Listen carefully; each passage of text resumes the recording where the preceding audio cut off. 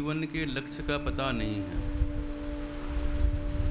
और मानव को ज्ञान नहीं है कि इस जीवन में मेरा क्या कर्तव्य है, क्या मेरा लक्ष्य है, मुझे क्या करना चाहिए और मैं क्या कर रहा हूँ, मेरे जीवन का लक्ष्य क्या है और मैं कहाँ जा रहा हूँ। ये विचारणीय सवाल हैं जो आप सब लोगों को सोचना चाहिए। पुनः पुनः आप सभी को हम याद दिलाते रहते हैं। देखो, खाना पीना, खेलना और वंश वृद्धि करना, बच्चे पैदा करना, धन का संग्रह करना,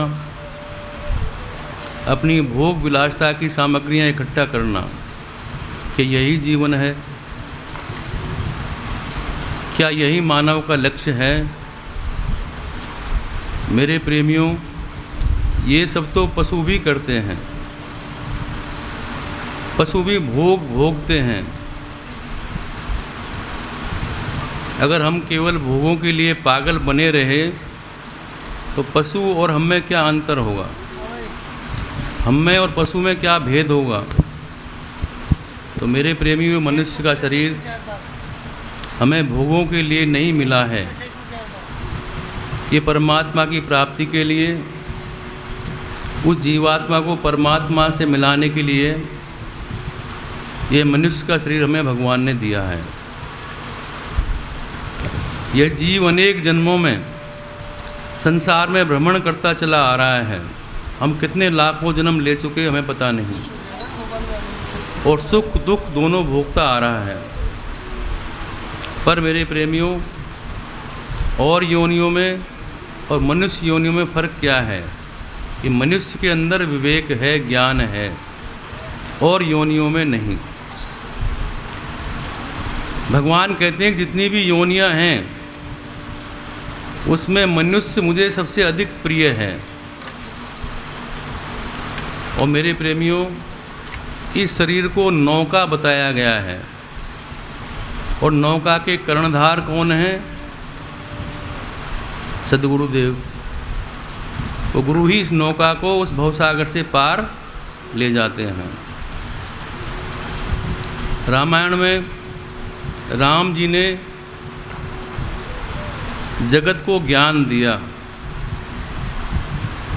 भगवान कहते हैं कि बड़े भाग मानुष तन पावा, सुर दुर्लभ सब ग्रंथ ही गावा। ये मानव का शरीर बड़ा ही दुर्लभ है। कैसे कि साधन धाम मोक्ष कर द्वारा, पाई न जही पर लोक सवारा। इस मनुष्य के शरीर के द्वारा हम मोक्ष को प्राप्त कर सकते हैं, पर हम इस चीज़ को भूल जाते हैं और हम अन्य अन्य कार्यों में लगे रहते हैं। फिर आखिर में क्या होता है मेरे प्रेमियों कि सो परित्र दुख पावे ही, सिर धुन धुन पछताए, काल ही कर्म ही ईश्वर ही मिथ्या दोष लगाए। फिर आखिर में हम भगवान को ही दोष लगा देते हैं कि हमें समय नहीं मिला, हम गृहस्थ में फंस गए, हमारी ये जिम्मेवारी आ गई, हमें वो कष्ट आ गया, हमें वो परेशानी आ गई, इसलिए हम भगवान का नाम नहीं ले पाए। हेलो। तो मेरे प्रेमियों, ये हम जो है भगवान को दोष लगा देते हैं, जो कि गलत है। देवता लोग भी, स्वर्ग में जो देवता हैं वो भी भगवान से याचना करते हैं कि भगवान हमें एक बार मनुष्य बना दें। आप विचार कीजिए, स्वर्ग में देवताओं को सर्व आनंद है, उन्हें कुछ करना नहीं पड़ता, फिर भी वो भगवान से प्रार्थना करते हैं कि हमें एक बार मानव बना दें। कितनी बड़ी विशेषता है मानव योनि में। क्योंकि स्वर्ग में जो देवता हैं उन्हें भी फिर वापस आना पड़ता है। क्षीणे पुण्य मृत्यु लोकम विसंति। जब उनके पुण्य क्षीण हो जाते हैं तो उनको भी वापस आना पड़ता है, और वो किस योनि में आएंगे इसी को गारंटी नहीं। देवता लोग स्वर्ग में आनंद ले सकते हैं पर परमात्मा का नाम नहीं ले सकते। इसीलिए मनुष्य योनि को सबसे अधिक महत्वपूर्ण माना गया है। तो ये मनुष्य शरीर विषय भोगों के लिए हमें नहीं मिला है, विषय सुख पल मात्र के लिए हैं, थोड़े समय के लिए हैं, और अंत में मेरे प्रेमी इसमें दुख ही दुख है। तो मनुष्य शरीर प्राप्त करके जो मनुष्य विषय भोगों में लगा रहता है वह मेरे प्रेमियों अमृत देकर बदले में विष ले रहा है। तो हमें भगवान ने मनुष्य का जन्म दिया, भगवान इस जीव पर कृपा करते हैं तो मनुष्य योनि प्राप्त होती है। कि कबहू के कर करुणा नर देही देत ईस बिन हेतु सनेही। वो भगवान इस जीव पर कृपा करते हैं तब यह मानव का शरीर प्राप्त होता है। कितना महत्वपूर्ण है, और वो भी प्रभु की कृपा से प्राप्त होता है। तो हम सभी को परम लक्ष्य की ओर चलना चाहिए, बढ़ना चाहिए। और इसका ज्ञान मेरे प्रेमियों हमें गुरुजन संत लोग सद्गुरु बताते हैं, वही परमात्मा से मिलाते हैं। अब यहाँ उद्धव जी कहते हैं भगवान श्री कृष्ण से, इस शास्त्र और वेदों में 3 प्रकार की बातें आई हैं। पहला है कि कहीं लिखा है कि भगवान बड़े हैं, कहीं पर लिखा है कि भगवान से भी बड़े गुरु हैं, और कहीं लिखा है कि दोनों बराबर हैं। तो बड़े तो मेरे प्रेम इसलिए कि पर ब्रह्म हैं, सारी सृष्टि की रचना करते हैं।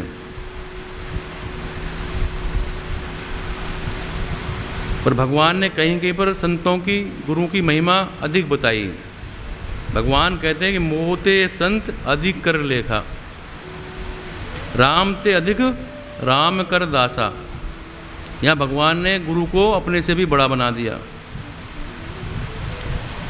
क्योंकि भगवान अपनी शक्ति अपने भक्त को दे देते हैं, गुरु इसलिए भी बड़ा है।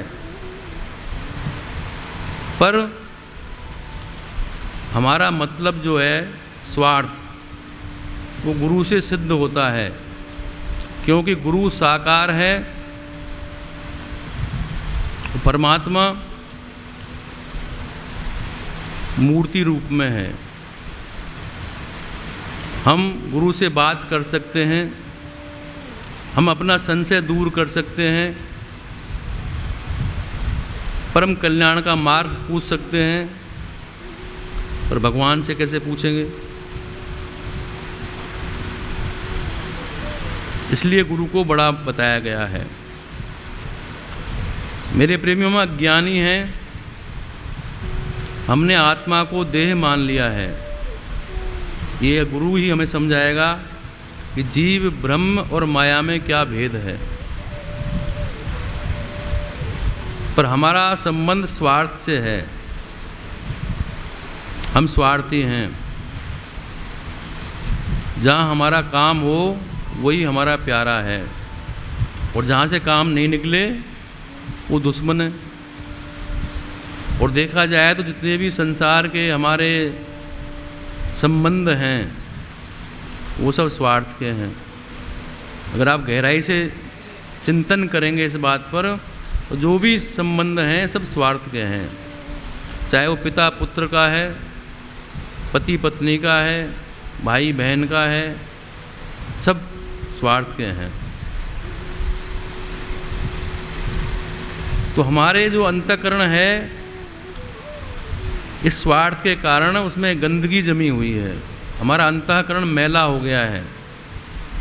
और मेरे प्रेमियों, जब हमारे अंतःकरण शुद्ध नहीं होगा तो वहाँ पर भगवान नहीं आएंगे। भगवान को अंतःकरण शुद्ध चाहिए। अंतःकरण कौन शुद्ध करेगा? गुरु। आपके अंतःकरण को गुरु शुद्ध करेगा। कबीर जी कहते हैं कि गुरु गोविंद दो खड़े काके लागू पाए, बलिहारी गुरु आपने जिन गोविंद दियो मिलाए। इसलिए गुरु की महिमा भगवान से भी ज़्यादा है। गुरु से कोई उर्ण नहीं हो सकता। हरि और गुरु दोनों बराबर हैं, क्योंकि भगवान ने गुरु को वो पावर दी है। भगवान ने गुरु को अपने बराबर बना लिया है वो पावर देकर। इसलिए वेद कहता है कि जैसे भक्ति तुम भगवान के प्रति करो वैसी भक्ति गुरु के प्रति होनी चाहिए।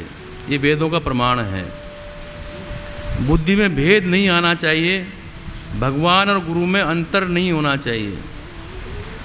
तो एक और भगवान ने उद्धव से कहा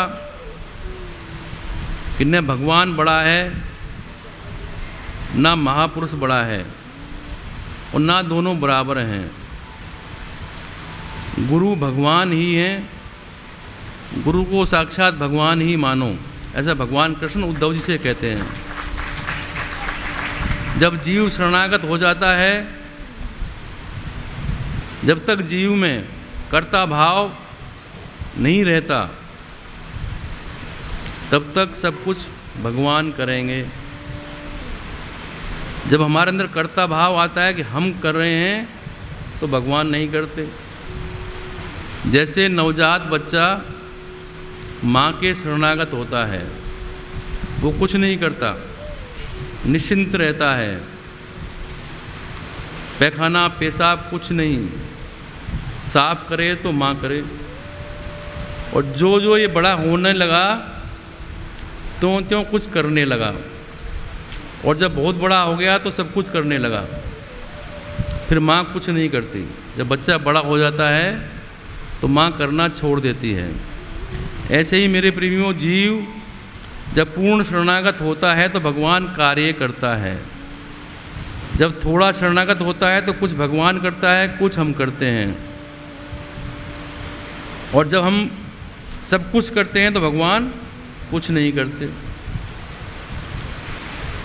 भगवान कब करेंगे? जब हम उन्हें पूर्ण सरेंडर कर देंगे, तब भगवान करेंगे। आपको करने की ज़रूरत है नहीं। भगवान सब कुछ नोट करता है। क्या सोच रहे हैं आप, वो भी भगवान नोट कर रहा है, क्योंकि भगवान समदर्शी हैं। वो जीवों के आइडियाज़ जो होते हैं, चिंतन होता है, वो भी नोट करते हैं कि कौन आदमी क्या सोच रहा है, और उसका फल देते हैं। तो भगवान की ओर बढ़ना भी हमारा प्रारब्ध है। ये पुण्य कर्मों का फल है जो हम भगवान और गुरु की ओर बढ़ते हैं। बिना प्रारब्ध के, पुण्य कर्मों के बिना ना सदगुरु की शरण में जा सकते हैं। ये भगवत कृपा है, हमारा प्रारब्ध है, पुण्य कर्मों का फल है कि जो आप भगवान की शरण में, गुरु की शरण में, भगवान की सेवा पूजा अर्चना कर रहे हैं। ये भगवान का बहुत बड़ा आशीर्वाद है।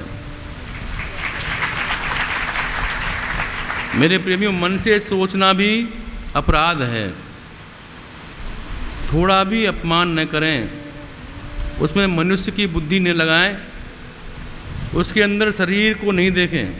तो बार बार मैं कह रहा हूँ कि गुरु के शरीर को नहीं देखो, उसके अंदर जो तत्व है, जो भगवान की पावर है, उसे देखें।